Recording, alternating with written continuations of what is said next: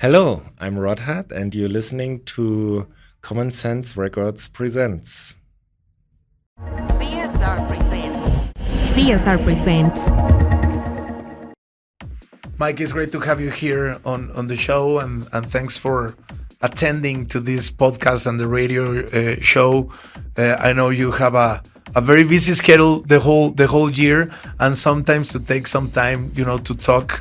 Yeah. It's almost a commitment. Thank you. Yeah, thank you for inviting me. I want to know. I told you before we started the conversation officially that the first time I met you was in Georgia, in Tbilisi, in Basiani. You play there. You have been very frequent DJ there, and I wonder how has it been for you, like to discover these amazing new places where techno has been allocated, such as Georgia or such as Colombia, for example, and through the years being part of that movement. I mean, I think Georgia and Tbilisi it's very special. I played my first gig maybe 10 years ago for the guys from Basiani. It was even before Basiani opened, and the techno scene was like quite young at that moment.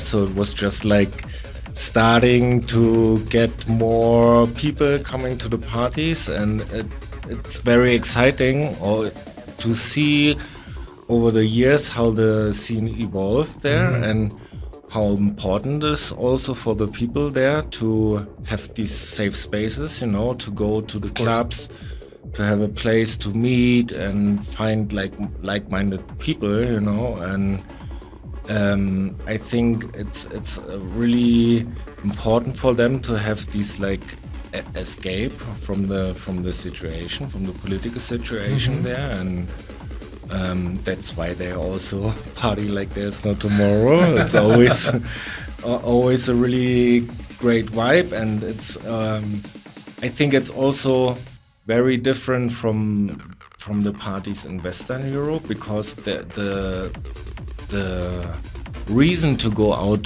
to these parties is totally different. Different.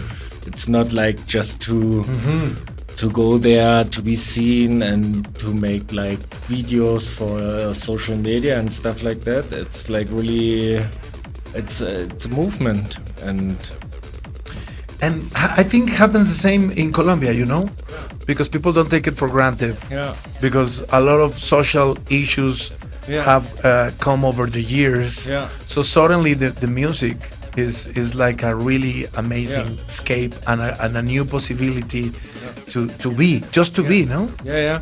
I mean, I think Colombia is a little bit different, because techno, when I came the first time to Colombia, techno was already quite big, and I think they have a very strong scene, and of course the reasons are mostly the same, Of course, they also need the escape. I mean, in general, I think. I mean, it's for everyone the same, And but Colombia it's I would say in South America has the strongest techno community. Of course, we're trying to to emulate a bit in Mexico what is happening in Colombia, and a lot of people, they don't think that Mexico is not yet as strong in terms of the big community of techno, for example, and they're like, what are you talking about? It's 22 million in the city, in Mexico City, more than 120 million in the whole country. How is the underground not super big? But I think every region, every country, every city, we have our own story, and sometimes it's unbelievable that we need to still have the resistance philosophy on the mind. Yeah, I mean, I have to say I was very surprised. I had some really cool gigs in Mexico already, also in smaller cities, like Bar Americas, for example. Americas. I saw you there once. Yeah, Also. I mean, when I played there, the vibe was always like really good. You know, it's a small basement club, like really underground vibes. You know, and everybody was like really enjoying the music. It's a classic. Yeah. Yeah. I saw you there, and you were enjoying yourself a lot. How did you started like officially? When music and probably the passion of music became something that you decided to be your way of life, your path? Well, I mean, I started going out quite early in Berlin. So my first rave or my first party I attended was New Year's Eve 1998 to 1999. So I was only like 14, 15 years old. And I always had some older friends, and they were already going to techno parties, and so I was curious what's going on, and I really enjoyed it. And also one of my friends was already DJing at that time, so he had like full setup with record players and everything, and so he showed me like some tricks and gave me actually when I got my first setup I was maybe 16. Wow, you were so young. Yeah. So I but then for you it was like a hobby. You weren't thinking like this will be my life. No, not at that time. I mean, when I started, I just did it for the passion of music, and because I also like mixing, of course. I mean, everybody who starts like playing records and starts mixing, they wanna play in a club, but I never dreamed of something like it is now, you know. And so yeah, I mean, also in the beginning it was quite hard for me to get gigs in Berlin, you know. It was like at that time, you know, there was no social media or stuff like this, so you only got gigs when you knew some people, and you know, and I was not like really connected with the scene in the beginning, so I was just going out with my friends, but I didn't know any promoters or anything like this. We were like a group of friends just going to the parties, you know.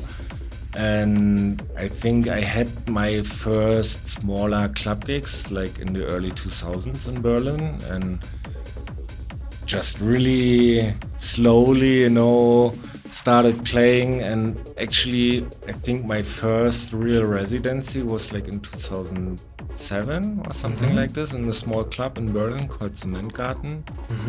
And later on, I mean in 2009, not 19 and 2009 we started our dystopian parties, and from there it really got more power, you know. And what about the labels? Do you have being very active on the production side? Yeah. And you have taken like special and strong decisions recently regarding your labels and how you want to you know approach the future. Yeah, I mean the label I'm running now, WSNWG. Even for you, it's difficult. Yeah, because I always say Wiesenweg, but it's So the label is very much also inspired from a visit I did in the studio from Speedy J and his store lab in Rotterdam. So when I built my new studio, I moved into a new room in the beginning of 2017, I think.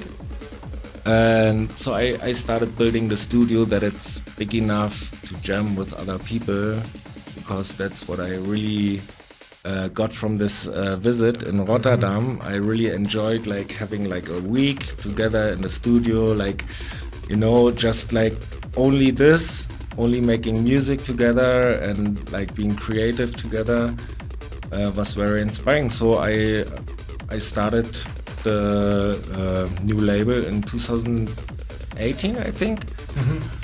And why a new label? Yeah, and why did you decide to stop the other I mean, project? when I started the new label, it was more like a side project, you know, and the first You were release, intending that became your it was only label. I mean, when I started, it was not not the intention to do it from the main label, you know.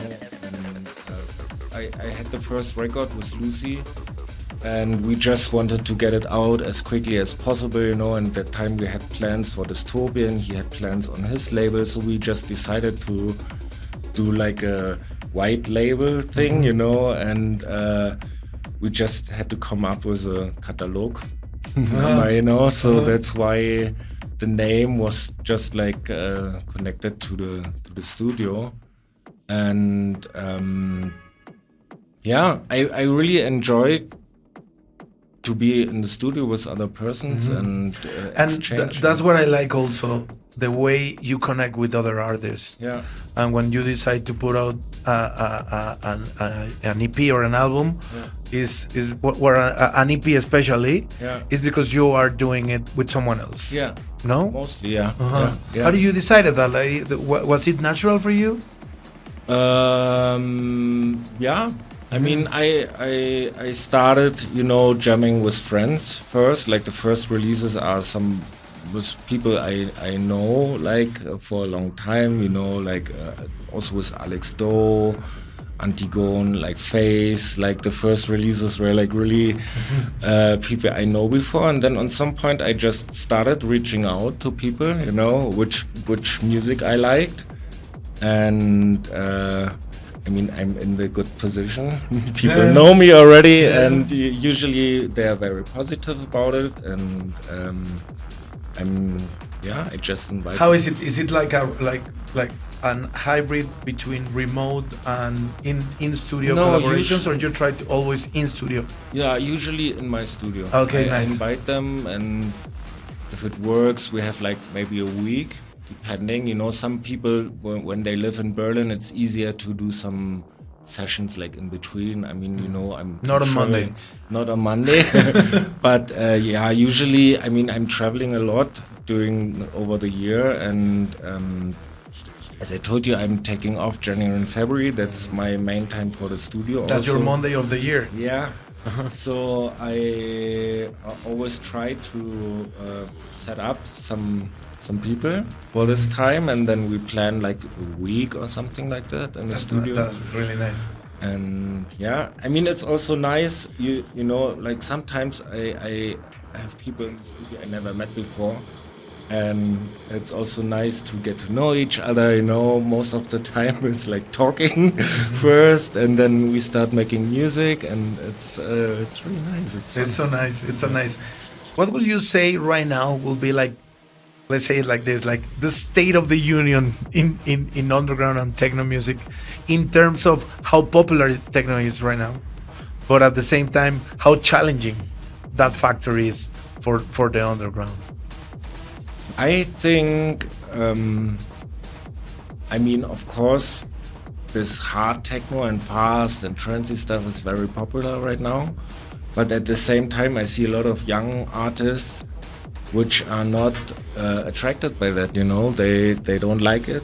They want to make other music. They have a different philosophy behind it. And I see, for example, in Amsterdam, there are a lot of like crews which also working together or talk with each other to pick the dates that they don't overlap, you know. And for example, last week I played for Waltz Sessions in Amsterdam, and this was really nice. It was an all-night long set, so I played like from the beginning to the end, 10 hours. Wow, 10 hours. Yeah, so it was very nice, and it was also a collaboration with another crew from Amsterdam, Bulged, and they are really nice young crew, you know, like they also did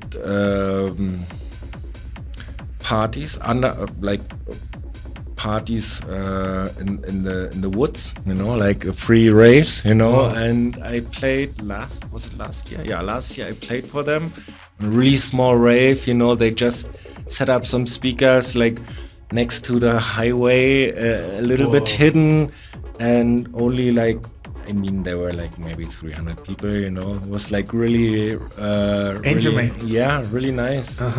Wow. And so I think there is, besides of like the big industry stuff and big commercial stuff, there's a lot of smaller groups doing really good stuff. Well, I'm really glad that you're here, being part also of the Mexico scene nowadays. We are pushing to write this story in the best way possible. And you're already helping being here. So thanks a lot, my friend. Thank you. And see you next time. Yeah, I'm looking forward to play for you. Yeah, of course, it's going to be amazing. Rødhåd en Common Sense Records presents aquí también en WFM. Las conversaciones que definen lo más relevante de la historia y la cultura del techno. CSR Presents. CSR Presents. Una producción de WARP y Common Sense Records.